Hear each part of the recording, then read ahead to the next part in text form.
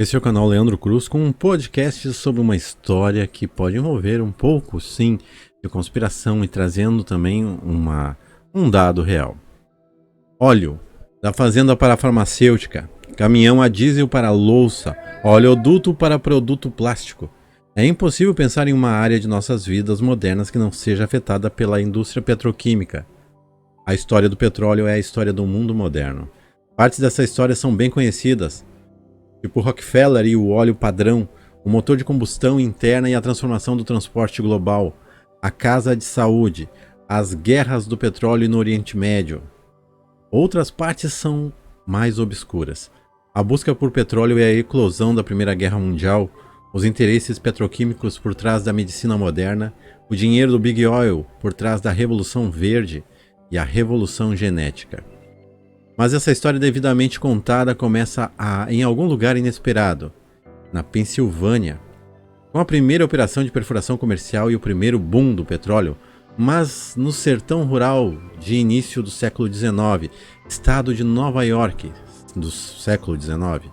E não começa com o petróleo bruto e seus derivados, mas com um produto completamente diferente, o óleo de cobra. Dr. Bill Levingston, especialista em câncer celebrado, era a própria imagem do vendedor ambulante de óleo de cobra. Ele não era médico, nem especialista em câncer. O nome verdadeiro dele nem era Levingston.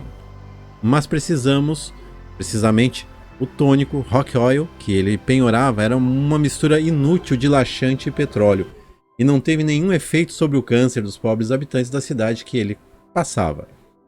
Ele viveu a vida de um vagabundo, sempre fugindo do último grupo de pessoas que ele tinha enganado, envolvido em enganos cada vez mais ultrajantes para garantir que o passado não o alcançasse.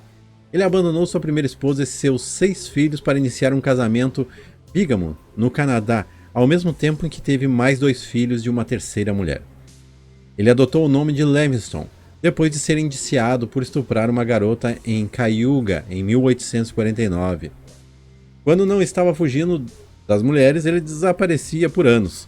Ele ensinava aos seus filhos seus truques e seu comércio traiçoeiro. Certa vez ele se gabou de sua técnica de ser mãe. Eu engano meus meninos todas as vezes que é preciso e tenho que treiná-los. Quero torná-los mais espertos. Um homem imponente com mais de 1,80 m e com uma boa aparência natural que ele usava como vantagem. Ele passou por Big Bill. Outros, menos generosamente, o chamavam de Bill do Diabo. Mas seu nome verdadeiro era William Avery Rockefeller. E era seu filho John D. Rockefeller que fundaria o monopólio da Standard Oil e se tornaria o primeiro bilionário do mundo. O mundo em que vivemos hoje é mundo criado à imagem de Bill do Diabo. É um mundo fundado em traição, engano e ingenuidade de um público que nunca descobriu os truques de salão que os Rockefellers e sua classe têm usado para moldar o mundo nos últimos 100 anos e meio. Esta é a história da petroligarquia. Essa história pode se estender. Vamos voltar a Tutusville, 1857, onde um homem muito improvável desce de um vagão de trem para o meio da costa sonolenta cidade do oeste da Pensilvânia, às margens de Oil Creek. Coronel Edwin Drake. Esse já é mais conhecido. Ele é da Pennsylvania Rock Oil Company e está aqui em uma missão: coletar petróleo.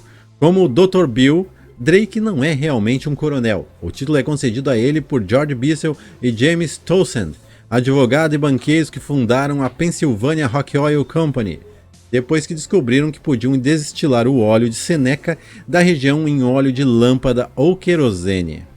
Drake é na verdade um condutor ferroviário desempregado, que se envolveu em um emprego depois de ficar no mesmo hotel que Bissell no ano anterior. O óleo de Seneca é realmente abundante, borbulhando de escoamentos e se acumulando no riacho, mas a não ser como remédio ou graxa para todas as máquinas da serraria local, dificilmente é visto como algo valioso. De fato, pode ser um incômodo óbvio, contaminando os poços de salmoura que abastecem a crescente indústria de sal de Pittsburgh. Ainda assim, Drake tem uma tarefa a concluir: encontrar uma maneira de coletar petróleo suficiente para tornar rentável a destilação do óleo de Seneca em óleo de lâmpada. Ele tenta tudo o que pode pensar. Os nativos americanos historicamente haviam coletado o óleo representando o riacho perto de uma infiltração e deslizando o óleo para cima, mas Drake só podia coletar 6 a 10 galões de óleo por dia dessa maneira, mesmo quando ele abre vazamentos extras. Ele tenta cavar um poço, mas a água subterrânea inunda rapidamente. Em 59, desesperado já, Drake está ficando sem ideias. Bissell e Townsend estão ficando sem paciência. E o mais importante, a empresa está ficando sem fundos. Ele se vira para o tio Bill Smith, um ferreiro de Pittsburgh que teve experiência de perfurar poços de salmoura com equipamentos a vapor. Então eles fazem o acordo. Essa parte deve ser pulada porque a história de Drake encontrando petróleo é conhecida em qualquer história do petróleo.